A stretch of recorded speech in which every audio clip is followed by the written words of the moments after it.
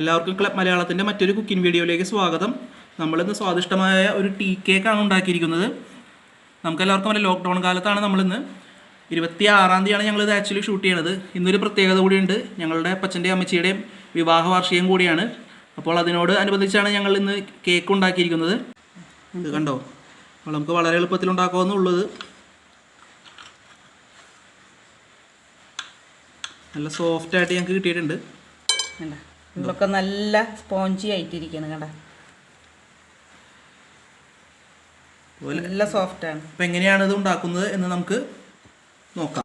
നമുക്കിനി ഇത് എങ്ങനെയാണ് ഉണ്ടാക്കുന്നത് നോക്കാം.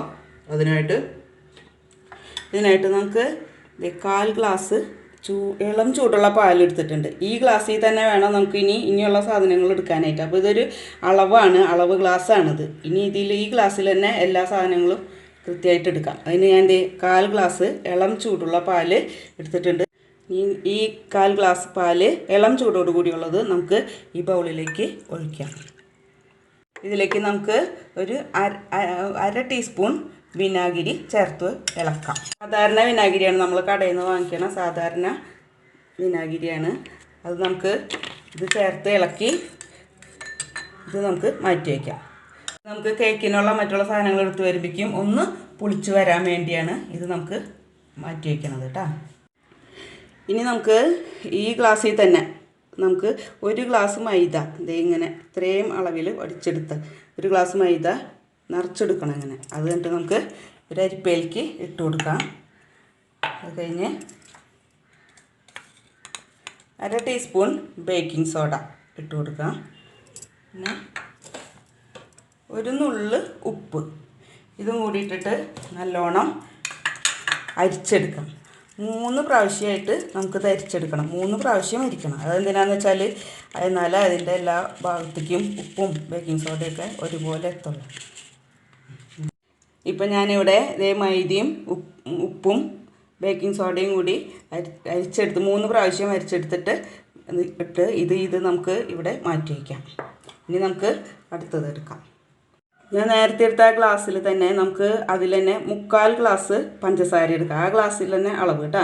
അതിൽ 1/4 ഗ്ലാസ് പഞ്ചസാര എടുത്ത് മിക്സിയുടെ ജാറ് നല്ല ഡ്രൈ ആയിട്ടിരിക്കണം. അതിലേക്ക് നമുക്ക് ഈ പഞ്ചസാര ഇട്ട് കൊടുത്ത് നല്ലോണം പൊടിച്ചെടുക്കാം. ഇപ്പം ഞാൻ പഞ്ചസാര നല്ലോണം പൊടിച്ചെടുത്തിട്ടുണ്ട്. ഇതിലേക്ക് നമുക്ക് ഒരു കോഴിമുട്ട പൊട്ടിച്ചൊഴിക്കാം. മുട്ട എപ്പോഴും റൂം ടെമ്പറേച്ചറിൽ വേണം എടുക്കാനായിട്ട്. അതിനെ ഫ്രിഡ്ജിലുള്ള മുട്ട വെച്ചേക്കണവരാണെങ്കിൽ നേരത്തെ എടുത്ത് പുറത്തോട്ട് വെക്കണം കേട്ടോ. ഇനി ഇത് നമുക്ക് നല്ലോണം ഒന്ന് അടിച്ചെടുക്കാം. ഇപ്പം ഞാൻ പഞ്ചസാരയും മുട്ടയും കൂടി നല്ലോണം അടിച്ചെടുത്തിട്ടുണ്ട്.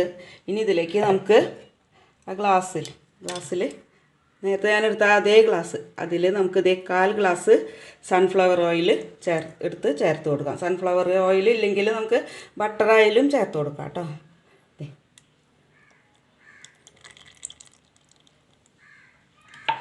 ഇനി നമുക്ക് ആ മുട്ടയുടെ മണമൊന്ന് മാറ്റി കിട്ടാൻ വേണ്ടി നമുക്ക് അര ടീസ്പൂൺ വാനില എസൻസ് ചേർത്ത് കൊടുക്കാം. എന്നിട്ട് ഇനി ഇത് നമുക്ക് നന്നായി മിക്സിയിലൊന്നും കൂടി അടിക്കാം. ഇപ്പോൾ ഞാൻ പഞ്ചസാരയും മുട്ടയും ഓയിലും എസൻസും മിക്സിയിൽ നല്ലോണം അടിച്ചെടുത്തിട്ടുണ്ട്. ഇതിലേക്ക് നമുക്ക് നേരത്തെ മാറ്റി വെച്ച മിക്സ് ചെയ്ത് വെച്ചിരിക്കുന്ന പൊടിയില്ലേ, അതിൻ്റെ പകുതി ഇട്ട് കൊടുക്കാം. പകുതി നമുക്ക് പിന്നീട് അത് കഴിഞ്ഞിട്ടിടാം. അതിൻ്റെ കൂടെ തന്നെ നമുക്ക് വിനെഗറും പാലും ചേർത്ത് വെച്ചതിൻ്റെ പകുതിയും കൂടി ഇട്ട് കൊടുത്തിട്ട് ഒന്ന് മിക്സിയിൽ അടിച്ചെടുക്കാം. അത് കഴിഞ്ഞിട്ട് നമുക്ക് ഈ പകുതിയും കൂടി ഇട്ടിട്ട് അടിച്ചെടുക്കാം. ഒരു 5 സെക്കൻഡ് അത്രേ അടിക്കാൻ പാടുള്ളൂ കേട്ടോ. കൃത്യം 5 സെക്കൻഡ് മാത്രമേ അടിക്കാൻ പാടുള്ളൂ കേട്ടോ. അത് കൂടുതൽ അടിച്ചാൽ അത് കേക്ക് ശരിയാവില്ല. അതുകൊണ്ടാണ്. ഇപ്പോൾ ഞാൻ കേക്കിൻ്റെ ബാറ്ററി ശരിയായിട്ടുണ്ട്. ഇങ്ങനെ കിട്ടിയിട്ടുണ്ട്. ഇനി ഇത് നമുക്ക് ഒരു പാത്രത്തിലേക്ക് ആക്കാം. കേക്ക് പാകം ചെയ്യാനുള്ള പാത്രം ഞാൻ ഈ പാത്രമാണ് എടുത്തിരിക്കുന്നത്. അതിൽ നമുക്ക് കുറച്ച് ഓയിൽ തടകി കൊടുക്കാം. അത് കഴിഞ്ഞിട്ട് ഒരു ബട്ടർ ഷീറ്റ് അതിൻ്റെ ഉള്ളിൽ വയ്ക്കാം. ബട്ടർ ഷീറ്റ് ഇല്ലെങ്കിൽ A4 ഷീറ്റ് എടുത്ത് അതിൽ കുറച്ച് എണ്ണ തടകിയിട്ട് വെച്ചാലും മതി. ഇതിലേക്ക് നമുക്ക് ഈ ബാറ്റർ ഒഴിച്ചു കൊടുക്കാം. ഞാൻ കേക്കിൻ്റെ ബാറ്ററി ഈ പാത്രത്തിലേക്ക് ഒഴിച്ചിട്ടുണ്ട്. നമുക്ക് നല്ലോണം ടാപ്പ് ചെയ്യാം. ഇതിൻ്റെ ഉള്ളിലുള്ള വല്ല ഗ്യാപ്പുകളുണ്ടെങ്കിൽ പോകാൻ വേണ്ടി. ഇനി ഇത് നമുക്ക് കുക്കറിലേക്ക് വയ്ക്കാം. ഇനി നമുക്ക് കുക്ക് ചെയ്തെടുക്കാം. അതിനായിട്ട് ഞാൻ പ്രഷർ പാൻ വെച്ചിട്ടുണ്ട്. പ്രഷർ കുക്കറായോ പ്രഷർ പാനോ ഏതായാലും കുഴപ്പമില്ല. എന്നിട്ട് അതിനെ വെയിറ്റ് മാറ്റിയിട്ട് നമുക്ക് ഇതിൻ്റെ ഉള്ളിലൊരു തട്ട് വെക്കണം. വെച്ചിട്ട് പാത്രം ലെവലാക്കി വെക്കാൻ വേണ്ടിയാണ് അത്. തട്ട് വെച്ചിട്ട് ഇതിനെ ഒരു 5 മിനിറ്റ് ഹൈ ഫ്ലെയിമിലിട്ടിട്ട് ഇത് വെറുതെ ചൂടാക്കി എടുക്കണം. എന്നിട്ട് വേണം കേക്കിൻ്റെ ബാറ്റർ വെക്കാനായിട്ട്. ഞാൻ ഇതിൻ്റെ വാഷർ ഇട്ടിട്ടുണ്ട്, വെയിറ്റ് ഊരി മാറ്റിയിട്ടുണ്ട്. ഇനി നമുക്കിത് ഇങ്ങനെ അടച്ച് വെച്ചിട്ട് ഒരു 5 മിനിറ്റ് ഹൈ ഫ്ലെയിമിലിട്ടിട്ട് ചൂടാക്കും. അപ്പോൾ 5 മിനിറ്റ് ആയിട്ടുണ്ട്. ഇനി ഞാനത് പൊക്കാൻ പോകണം. ഇത് ഇപ്പോൾ ഞാൻ മൂടി പൊക്കി. ഇനി നമുക്ക് ഇതിലേക്ക് ആ ബാറ്റർ ഇറക്കി വയ്ക്കാം. എന്നിട്ട് മൂടിയിട്ട് ബാറ്റർ പാനിൽ വെച്ചിട്ട് 5 മിനിറ്റ് നമുക്ക് ഫുൾ ഫ്ലെയിമിൽ തന്നെ ഇടാം. അത് കഴിഞ്ഞിട്ട് 5 മിനിറ്റ് കഴിയുമ്പോൾ ലോ ഫ്ലെയിമിലിട്ടിട്ട് 35 മിനിറ്റ് ഇത് വേവിക്കാൻ വേണം.